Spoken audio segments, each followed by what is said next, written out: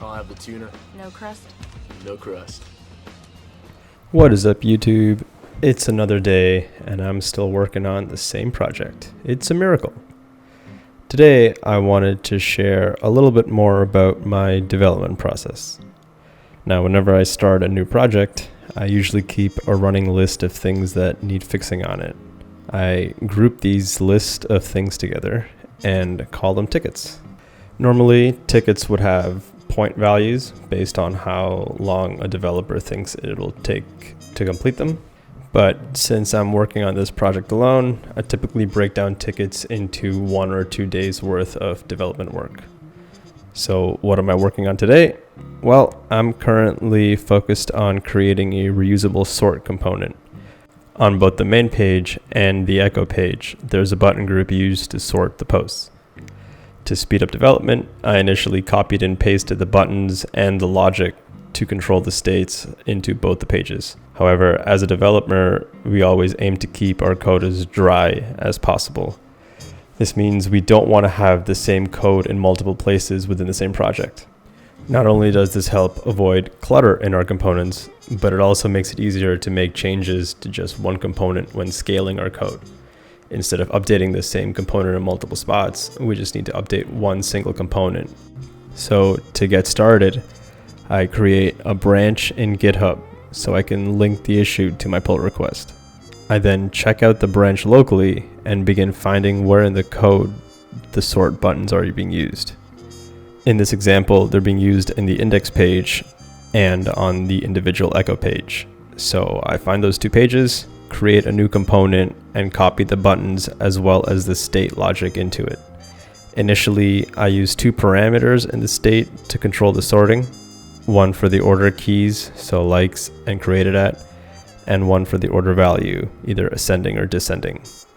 When I started working on this, I realized it would be simpler just to create a separate enum to keep track of the sort order.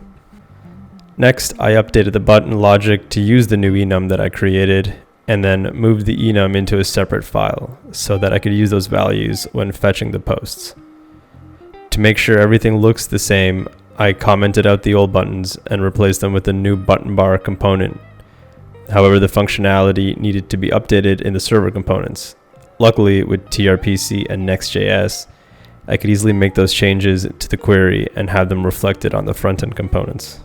I also used a function that builds the query string based on the input provided. Since it was still using the old key value sorting scheme, I needed to update that function as well. I added a switch on the key, which now incorporates both the key and the order. While coding this out, I realized it would make more sense for the external page component to control the state. So I moved the state back and sent the values in via props to the sort order bar. I then tested the functionality and noticed I had mixed up some of the orders. I quickly updated the server function and problem solved. Now that left me free to add some style updates to highlight the current sort order selected by the user. And after that, I did some cleaning up. I removed the extra flag from the query. I replaced the buttons on the pages with the new component and sorted out some other small details. Once I finished cleaning up, I committed the changes. Ideally, it would be better to commit in small batches of changes, but in this case, this was less than an hour's work, so I decided just to put it in one commit. After committing the changes, I checked the build on Vercel, my deployment platform. Unfortunately, I noticed that the build was failing, so I decided to build it locally and discovered a type error. There was a false coming through when it should have been a blank string. Not a big deal, just switch to a conditional operator and send in a blank string instead.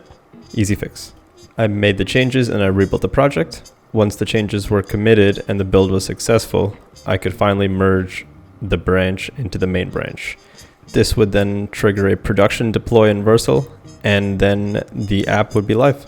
Normally, you would have a series of unit and end-to-end tests to make sure that the app is still functioning based on the new changes before merging into production. But it's a relatively small project right now, and when it starts to grow, I will have to add in those tests. And that's it for today. Just a quick update on making the reusable sort component and overviewing my dev process. If you have any suggestions on how I can improve, please let me know in the comments below. Thanks.